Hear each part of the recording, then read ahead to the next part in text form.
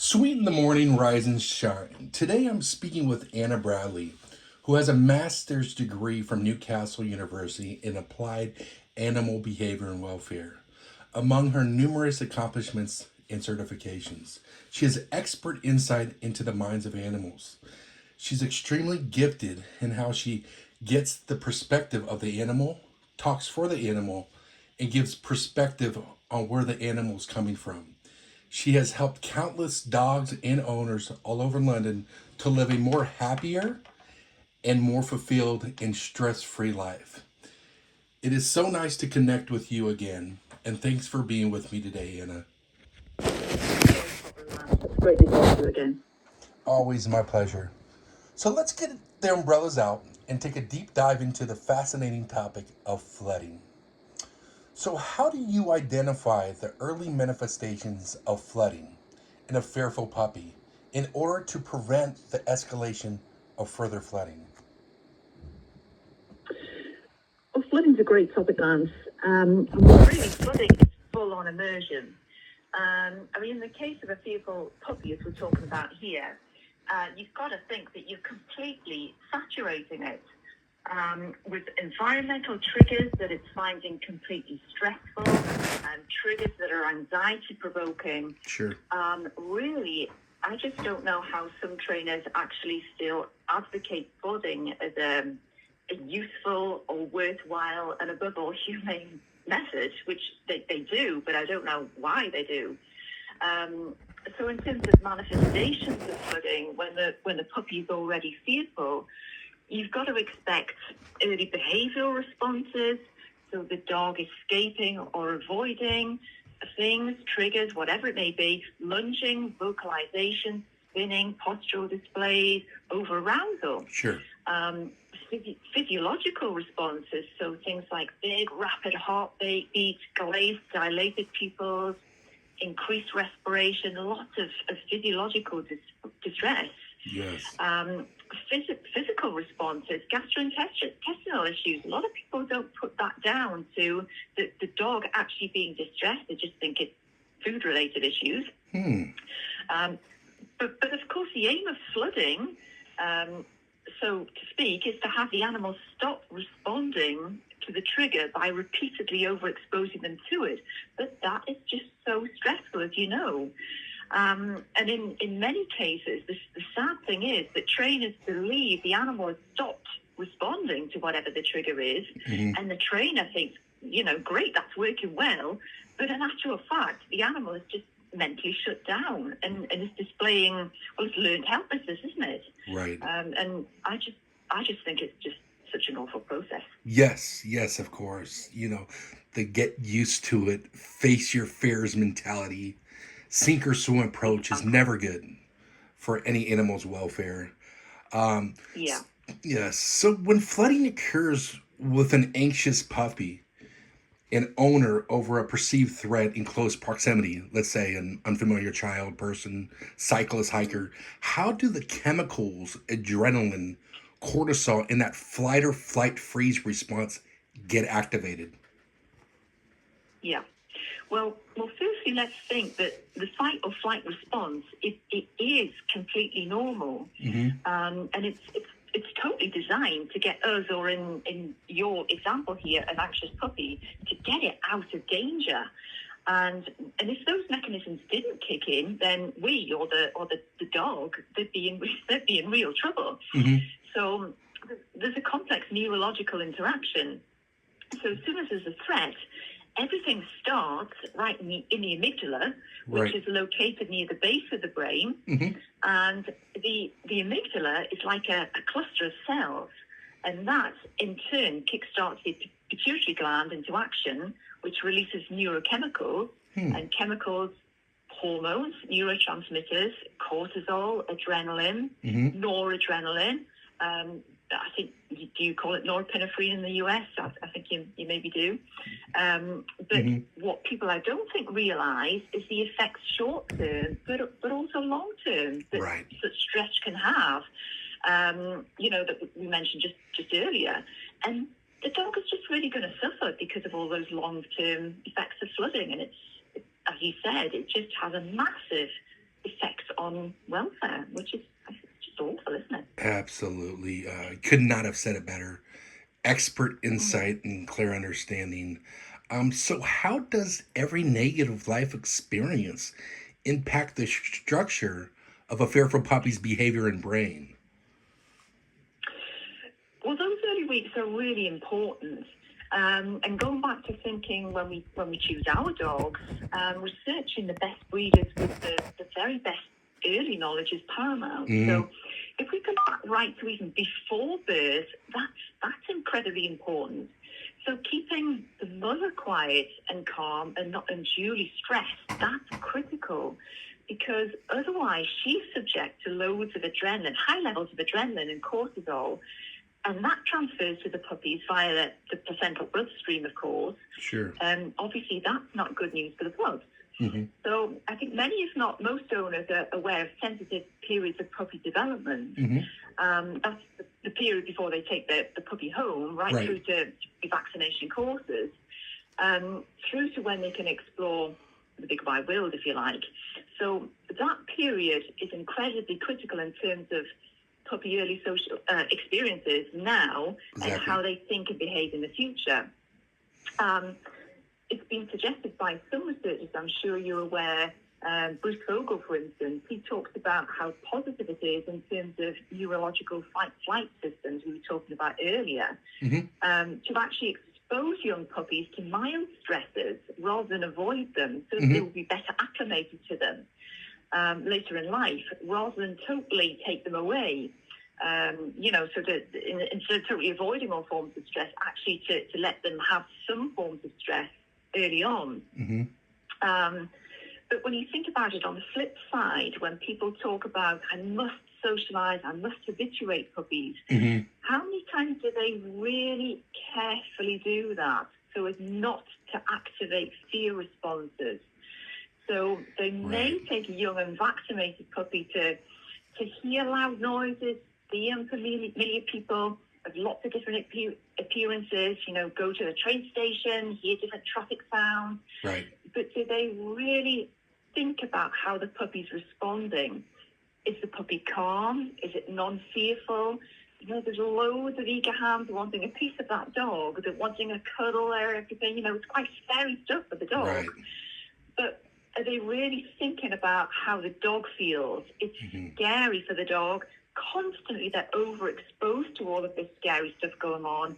The dog's flooded, of course, isn't he? So if that's scary for the dog, he's going to have problems later on. They're not thinking about how the dog feels emotionally in all of these situations. Right. And one dog's experience or one puppy's experience can be completely different from the other dog or other puppy's experience. Absolutely, yes. Very, very insightful thinking and deep perception, Anna. Thanks for the clarification. Can you explain why a fearful puppy in particular can easily become overwhelmed, shut down, flooded, and how their early puppy development hampered with at, the dog park, the daycare facility, or even being handled by an inexperienced, unrelated dog walker, dog trainer? Can you give some perspective on that? Yeah. So sure, these places have become quite popular in the UK. And true of everything, there are some good places and there are some not so good places. I kind of wish owners would not make such an automatic judgment when it comes to deciding, okay, puppy must go to daycare, must socialize, must go to a dog park. Because not every dog is comfortable with going to those places. Yes. As you know, right now, consent referring to dogs is a huge word. So, and I think that's great, because we should let dogs choose. It's not automatic. Think about the individual dog, and their preferences. Yes. Sometimes these places can be, as you know, they can be a free-for-all. We've talked about this loads of times. Not all the dogs there are assessed. Some dogs can bully others. Yes. Some dogs can be hemmed into corners, which totally can be a nightmare if your dog is more reserved or shy. There needs to be space. Temperaments need to be equally matched, and they need to be placed together accordingly. There needs to be enough staff per dog. There needs to be monitoring. Yes. But also, aside from that, noise level can be a big thing, and that can be really distressing if your dog is noise sensitive. Yes, yes. The obvious thing with dogs barking, but simpler things like just the acoustics of the building, echoing, doors slam, that kind of thing.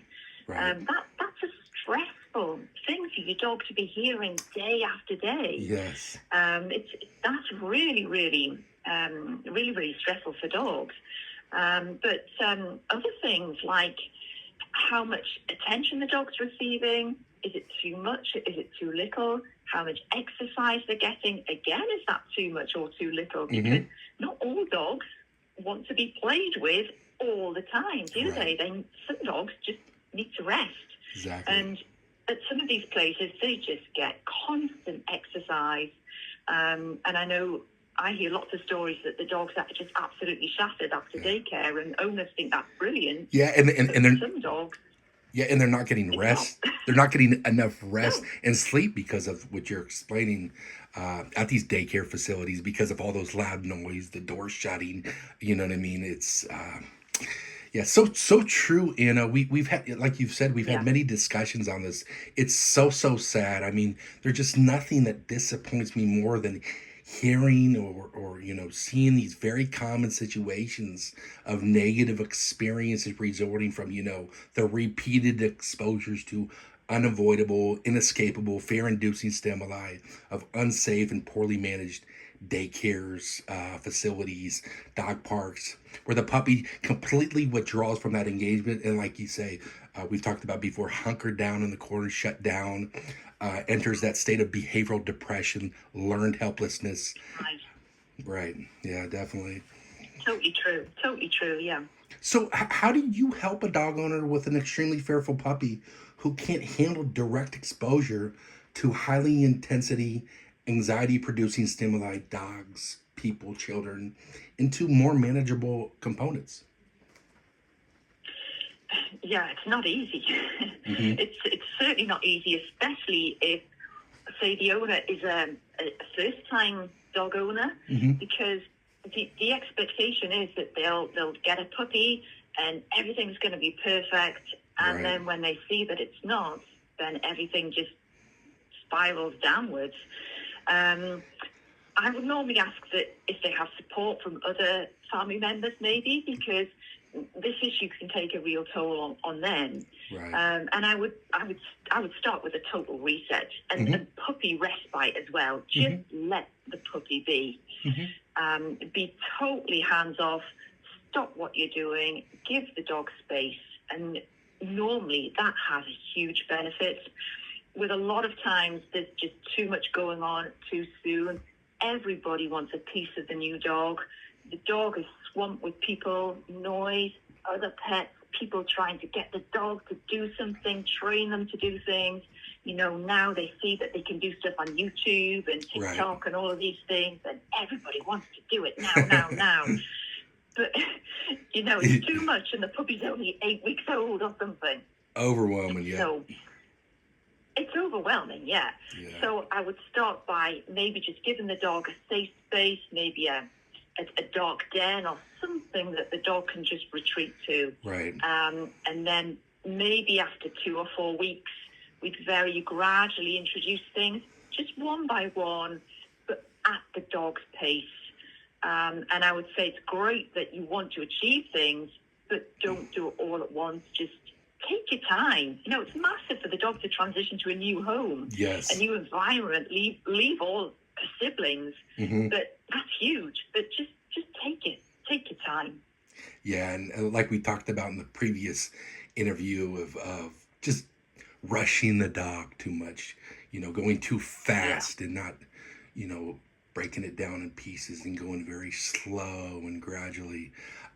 So what is the difference between sensitization and desensitization? Yeah, I think this is something that people quite often don't understand the difference.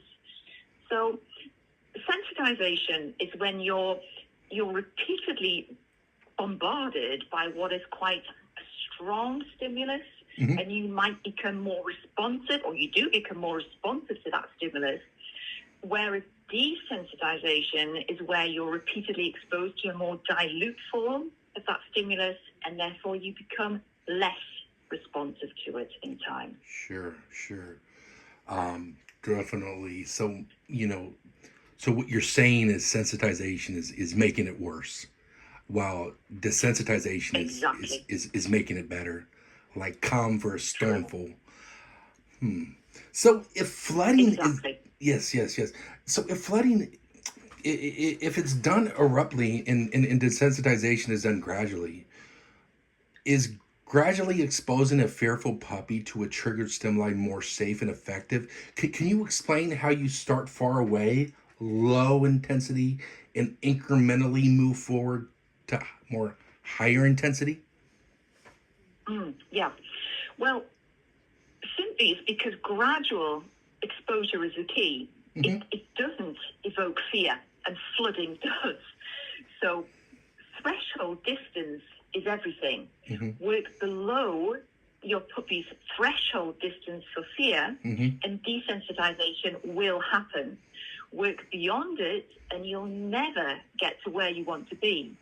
So you must start far enough away so that whatever the stimulus is, for example, another dog, doesn't evoke fear, and have the puppy posturally relaxed, then start some counter condition, playing games, treats, upon arrival of the respondent dog, and that work. But if you're too close and the puppy is already over threshold and shut down when you're trying to condition, then you'll never achieve your aim. So distance is absolutely paramount. You've got to be far enough away, first of all, when your puppy's nice and calm and relaxed. Right. Absolutely love that perspective. Thanks for elaborating. Does low stress handling start from the top down or the down up? Does fear and anxiety transmit it up or down the lead? I'd say a bit of both, really, because dogs and handlers generally feed off each other. Right. I would say definitely down up, because you know yourself, if we ourselves or our owners tense on the lead, I know with dog reactivity, the owners think, oh my God, there's a dog coming, and then they'll reel the lead in, and the dog immediately senses it and stiffens up. Or that could happen top down, and the dog might think again, oh my God, there's a dog coming, and then he stops dead, and then the owner tenses and reels the lead in. So I would say both ways, stress, fear, and anxiety transmits. It happens definitely both ways there, I would think. It's a tricky one to get each party to physiologically de-stress and relax, but definitely there's a bit of top-down and down-up happening, I would say. Right. Yes, I definitely I see it that way too. So in your clinical research or case studies, do you think it's possible for some nervous and stress owners to have some degree of fear or trust issues that are comparable to their fearful or untrusting puppy? Yeah, I'd definitely say that's possible. I'm not sure directly I've got any cases similar to this, but I definitely do have owners who would almost mimic the emotional side of their dogs. And that's definitely not a great thing. I say if you've got a fearful or maybe untrusting puppy or dog, it's more helpful for that dog to have, and I would want to say a role model. You know what I mean? But definitely confident and knowledgeable individual who can provide structure for them. I would say it's very difficult for dogs like this if their carer can't provide predictable routine or is struggling with their own emotions. I think that makes it difficult for the two to work together. Right. Yes, exactly. Thanks for the authenticity. So true. How do you build attention, connection, and trust in a fearful puppy and anxious and reactive dog and owner? Well, the first important thing for me is to say that you would take the pressure off. definitely do that, because if you put the pressure on, you'll definitely have both dog and owner run. You've got to take the pressure off. So I would say definitely don't criticize either dog or owner.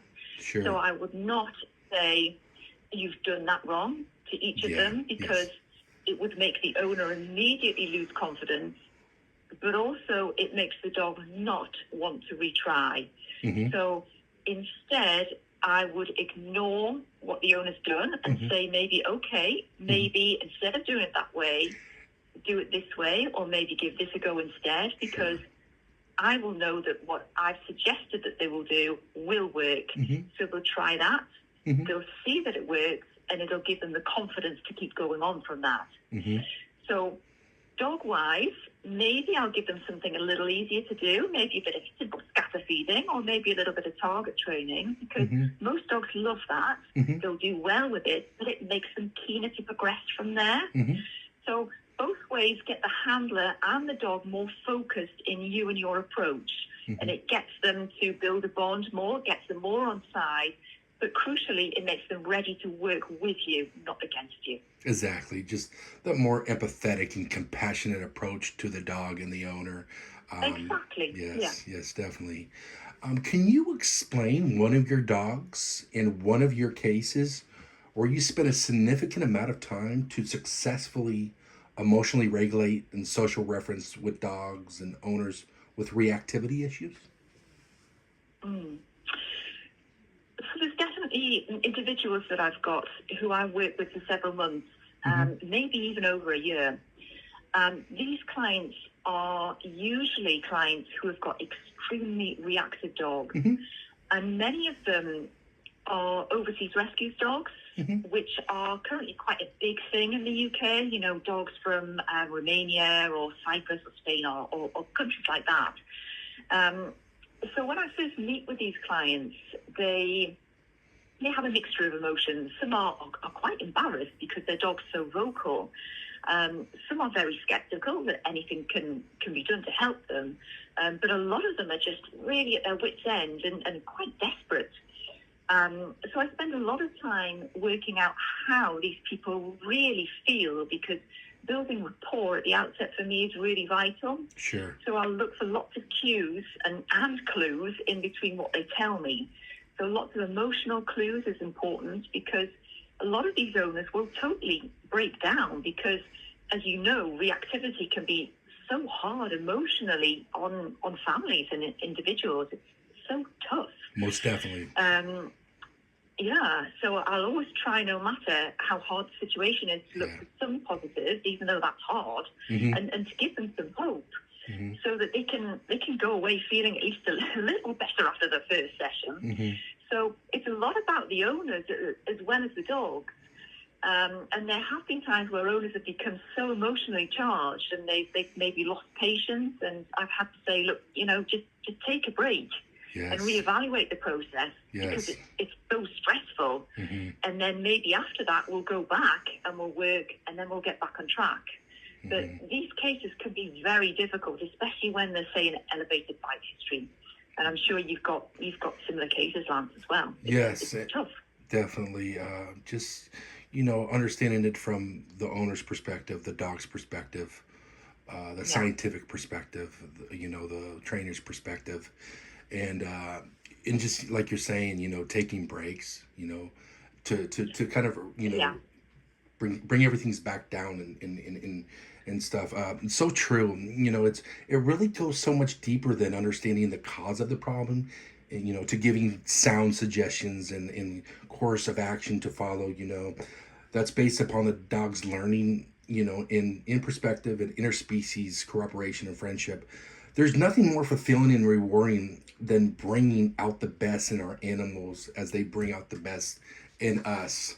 It's a mutual respect, and it's a mutual loving guidance. And so we are officially coming to an end of our discussion.